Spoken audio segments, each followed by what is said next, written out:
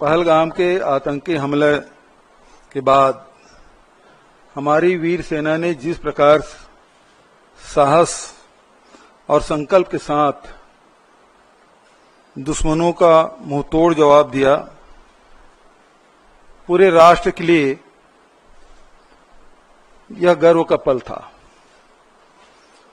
हमारे जवानों ने 1965 में, 1971 में और कारगिल युद्धों में भारत की अखंडता को बचाया।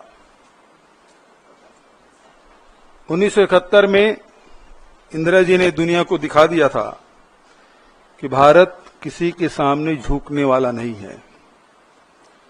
आज भी हमारी सेना उसी जज्बे के साथ सीमा पर डटी हुई है। कांग्रेस पार्टी उनके साथ कंधा से कंधा मिलाकर खड़ी है। जब जब देश में संकट आया, कांग्रेस पार्टी ने राजनीति को पीछे रखा और राष्ट्रहित को प्रथम स्थान दिया। 1965 में लाल बहादुर शास्त्री जी ने जो नारा दिया, आज भी वह बहुत प्रसिद्ध है, जय जवान जय किसान। इस नारा देकर उन्होंने राष्ट्र को एक सूत्र में बांधा।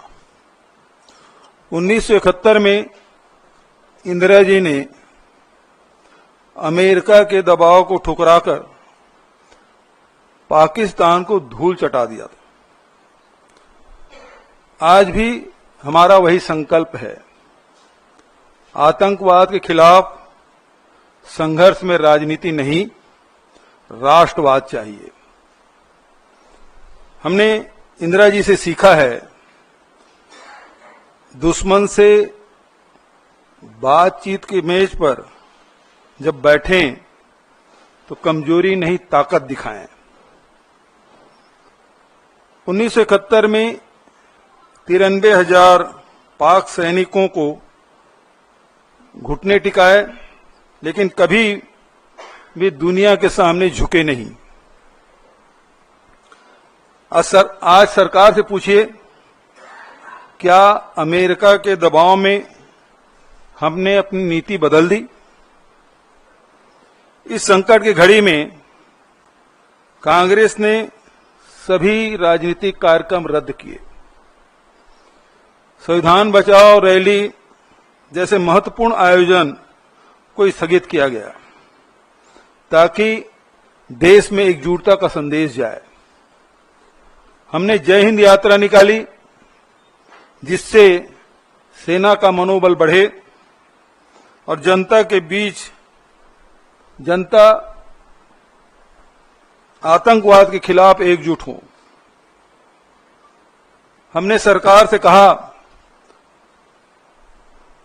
चाहे जितना बड़ा संकट आए, कांग्रेस आपके साथ है।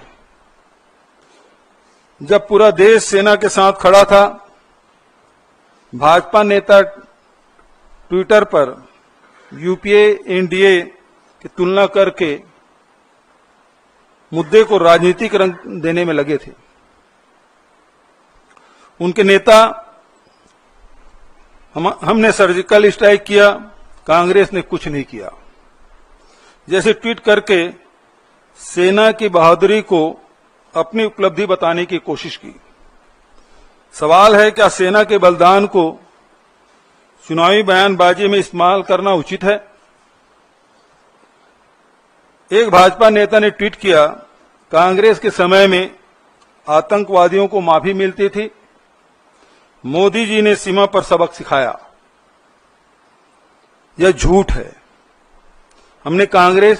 हमने हमेशा आतंकवाद को कड़ाई से निपटाया, चाहे 71 की बात हो, चाहे 84 की बात हो, या अनेक उदाहरण दिए जा सकते हैं। हमने स्पष्ट संदेश दिया कि भारत की एकता से खिलवाड़ बर्दाश्त नहीं। कांग्रेस ने पूरे देश में जय हिंद यात्रा निकाली, जो सशस्त्र बलों के पराक्रम को सलाम और आतंकवाद पीड़ितों को श्रद्धांजलि देने की मुहिम। यह यात्रा सेना की वीरता को याद करते हुए समाज में मेलजोल और राष्ट्रीय एकता बढ़ाने का माध्यम भी बनी। दूसरी तरफ भाजपा एक राष्ट्र संकट वाली स्थिति में भी राजनीति करती रही। उसके बाद भी कांग्रेस पार्टी सरकार के साथ खड़ी रही, क्योंकि हम देश के हित की बात करते हैं। अब हम पारदर्शिता की मांग करते हैं। अमेरिकी राष्ट्रपति ने अचानक युद्ध विराम की घोषणा की। क्या भारत सरकार की कूटनीतिक नाकामी नहीं है? जनता जानने के हकदार हैं। क्या हमने तीसरे पक्ष के हस्तक्षेप को स्वीकार कर लिया? पाकिस्तान से वादे क्या लिए, ये भी हमें जानने का हक है। जनता जानना चाहती है। कांग्रेस की मांग मैं फिर से दोहरा देना चाहता हूं, जो राहुल जी और खड़गे जी ने पत्र लिखकर कहा कि संसद की विशेष सत्र बुलाई जाए और उसमें सभी दलों को बताएं कि युद्ध विराम की शर्तें क्या हैं। आज पूरे देश में जो घटनाक्रम घटी है, 22 अप्रैल से लेकर आज तक, जहां हमारे 26 लोगों की जान गई, पूरा देश उद्वेलित था कि आतंकवाद को समाप्त कर दिया जाए। और उस दिशा में कांग्रेस पार्टी ने भी समर्थन दिया। सरकार जो भी कदम उठाए, हम उनके साथ हैं। सरकार ने कदम भी उठाए, सेना से एक खुली छूट उन्होंने दी और हमारे सेना ने आतंकी ठिकानों को नेस्त नाबूद किया। लेकिन उसके बाद जिस प्रकार से ट्रंप का जो ट्वीट आया है, वो सब हम सबको चौंकाने वाला है। सभी अचंभित हैं और इससे बहुत सारे सवाल हम सब के मन में हैं। क्या हमने ट्रंप के जो बयान आए उससे हमने मध्यस्थता स्वीकार कर ली? क्या शिमला समझौता अब रद्द हो गए? हम लड़ाई आतंकवाद के खिलाफ लड़ रहे थे, यहां कश्मीर इस मामले में बीच में आ गया।